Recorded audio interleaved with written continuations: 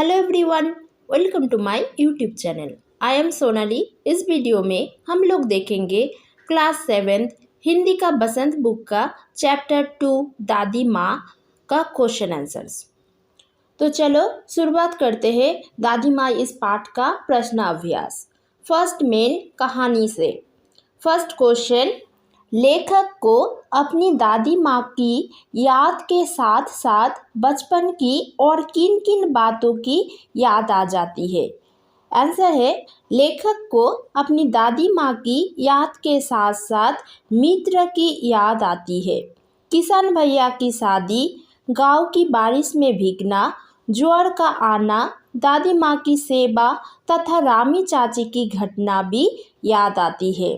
तो first question में कवि यही बोलना चाहते हैं कि लेखक जो है उसको अपनी दादी माँ की याद के साथ साथ बचपन में या चाइल्डहुड में और किन किन बातों को याद आती है। लेखक को तो अपनी दादी माँ की याद आती है, उनके साथ साथ उनके जो मित्र है, उनके जितना भी फ्रेंड है, सभी के बारे में लेखक को याद आते हैं। और लेखक का एक भैया है, उनका नाम है किशन। किशन भैया की शादी के बारे में भी उनका याद आती है। और गांव में जब बारिश होता था तो बारिश में लेखक और उनके मित्र सारे भीगते थे, तो ये सारे घटना भी उसे याद आता है।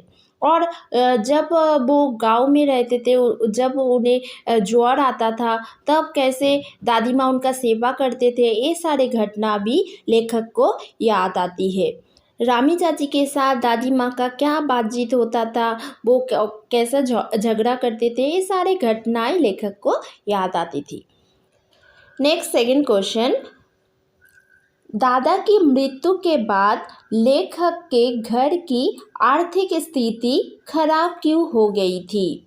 इसका आंसर है, दादा की मृत्यु के बाद लेखक के घर की आर्थिक स्थिति इसलिए खराब हो गई क्योंकि उनके श्राद्ध में लेखक के पिताजी ने अतुल संपत्ति ब्याह की और पहले का उधार लिया रुपया कोई नहीं दे रहा था।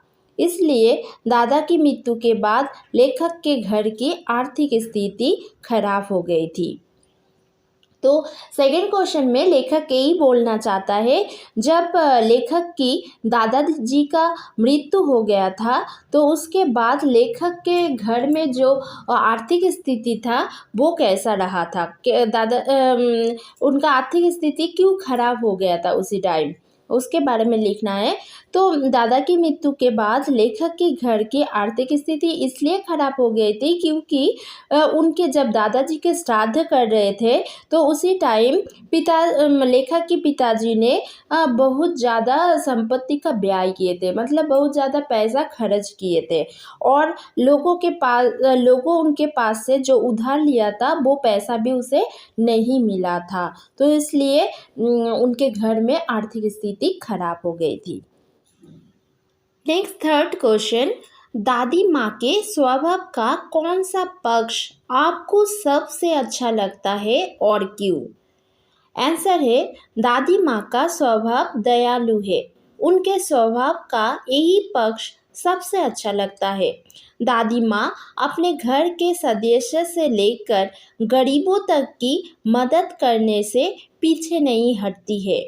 जैसे रामी चाची के उधार ना चुकाने पर भी दादी माँ उनकी बेटी की शादी में आर्थिक सहायता करती है। सेकंड, घर की आर्थिक स्थिति खराब होने के कारण दादी माँ ने दादाजी द्वारा पहनाया गया कंगन अपने बच्चों को दे दिया। तो इस क्वेश्चन में आपकी मत लिखना है कि आपको कौन सा पक्ष अच्छा लगता है, दादी माँ का कौन सा स्वभाव आपको अच्छा लगता है। मैंने यहाँ पे 2 रीज़न लिखा, जैसे एक रामी चाची जब उधार लिए थे दादी माँ से, जब दादी माँ ने सुना कि रामी चाची की बेटी की शादी है तब उन्होंने क्या किए, उस पैसा नहीं लिया, उपरंतु उसे और भी पैसा दिया था। और एक उनका अच्छा स्वभाव था जो मुझे अच्छा लगा, वो था घर की जब आर्थिक स्थिति खराब हो गया था, जब लेखक के पिताजी बहुत रो रहे थे, उसी टाइम दादी माँ ने क्या किया था, दादी माँ ने जो दादाजी दादी माँ को एक कंगन दिया था, उस कंगन दादी माँ ने लेखक के पिताजी को दे दिया था। नेक्स्ट मेल कहानी से आगे। फर्स्ट क्वेश्चन, आपने इस कहानी में महीनों के नाम पढ़े जैसे कवार, आषाढ़, माघ। इन महीनों में मौसम कैसा रहता है, लिखिए। इस क्वेश्चन का आंसर है कपार महीने में मौसम कैसा रहता है। इस टाइम ना गर्मी का अंत होता है और इस समय हल्की हल्की ठंड होती है तथा आसमान ना साफ रहता है। नेक्स्ट जो है आषाढ़ महीने में, आषाढ़ महीनों में मौसम कैसा होता है, इस समय वर्षा का मौसम होता है और वर्षा ना होने से गर्मी भी होती है। नेक्स्ट जो महीना है वो है माघ महीना और माघ महीने में काफ़ी सर्दी होती है। नेक्स्ट क्वेश्चन, क्वेश्चन नंबर 2, अपने अपने मौसम की अपनी अपनी बातें होती है। लेखक के इस कथन के अनुसार ये बताइए कि किस मौसम में कौन कौन सी चीज़ें विशेष रूप से मिलती है। तो इस क्वेश्चन का आंसर है गर्मी के मौसम में तरबूज, खरबूज, फालसे और लीची मिलती है।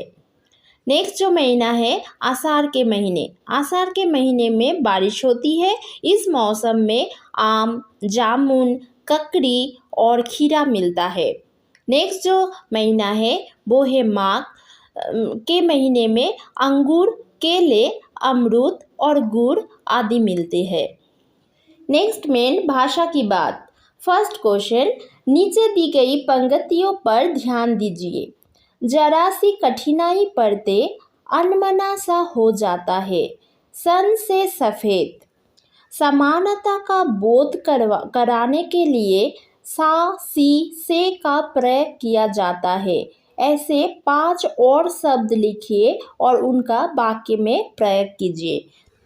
तो इस क्वेश्चन में लेखक ने ये लिखा है कि समानता का बोध करवाने के लिए सा, सी, से का प्रयोग किया जाता है। ऐसे ही और 5 शब्द लिखना है और उन्हें वाक्य में प्रयोग करना है। तो फर्स्ट जो है वो है नीला सा, आसमान नीला सा हो गया। नेक्स्ट है सुंदर सा, इसे वाक्य में प्रयोग करने के बाद हुआ इस बच्चे का चेहरा कितना सुंदर सा है। नेक्स्ट है गोल सा, आज चंद्रमा बिल्कुल गोल सा है। नेक्स्ट है लंबा सा, ये लंबा सा आदमी इधर ही आ रहा है। नेक्स्ट है छोटी सी, वह छोटी सी लड़की खेल रही थी। नेक्स्ट क्वेश्चन, कहानी में छू छू कर ज्वर का अनुमान करती, पूछ पूछ कर घर वालों को परेशान कर देती।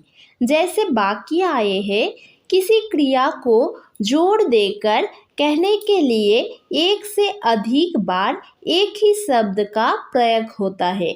जैसे वहाँ जा जाकर थक गया, उन्हें ढूंढ ढूंढ कर देख लिया। इस प्रकार के 5 वाक्य बनाइए। तो जो शब्द अधिक बार यूज़ होता है ऐसे ही वाक्य और लिखना है, 5 वाक्य ऐसे बनाना है। इसका आंसर है बोल बोल कर देख लिया। नेक्स्ट है देख देख कर थक गया। नेक्स्ट है मार मार कर थक गया। नेक्स्ट है माना कर कर के हार गई। नेक्स्ट है सुन सुन कर थक गया। ऐसे ही दूसरा भी आप लिख सकते हैं। नेक्स्ट क्वेश्चन, बोलचाल में प्रयोग होने वाले शब्द और वाक्यांश दादी माँ कहानी में है। इन शब्दों और वाक्यांशों से पता चलता है कि ये कहानी किसी विशेष क्षेत्र से संबंधित है। ऐसे शब्दों और वाक्यांशों में क्षेत्रीय बोलचाल की खूबियाँ होती है। उदाहरण के लिए निकसार, ब्रह्मा, उड़ीन, चिवड़ा, छौका इत्यादि शब्दों को देखा जा सकता है। इन शब्दों का उच्चारण अन्य क्षेत्रीय बोलियों में अलग ढंग से होता है। जैसे चिवड़ा को चिड़वा, चूड़त्र पोहा और इसी तरह छौका को छौक, तरका भी कहा जाता है। निकसार, उड़ीन और ब्रह्मा शब्द क्रमश निकास, उड़ून और ब्रह्मा शब्द का क्षेत्रीय रूप है।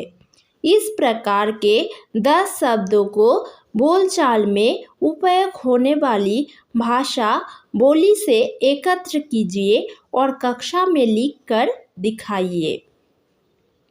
तो इस क्वेश्चन का आंसर है, बोलचाल में उपयोग होने वाली भाषा या बोली से एकत्र 10 शब्द है कारपरोजन, कृपा, कृपान, हृदय, लक्षण, रामायण, कृष्ण, लक्ष्मण, लक्ष्मी एंड लास्ट रिश्तेदार। तो ये था दादी माँ इस पार्ट के क्वेश्चन आंसर। इसे बार बार अभ्यास करते रहिए और वीडियो अच्छा लगे तो लाइक कमेंट शेयर जरूर करना। फिर मिलते हैं नेक्स्ट वीडियो में। Thanks for watching.